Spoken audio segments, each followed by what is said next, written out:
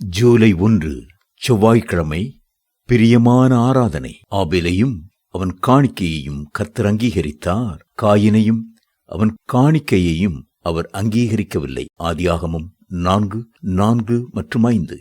ஆராதனையின் சிகரத்தை நாம் அடைய முடியாதபடி தடுக்கக்கூடிய பல தடைகளும் மறைக்கக்கூடிய சில காரியங்களும் இருக்கத்தான் செய்கின்றன.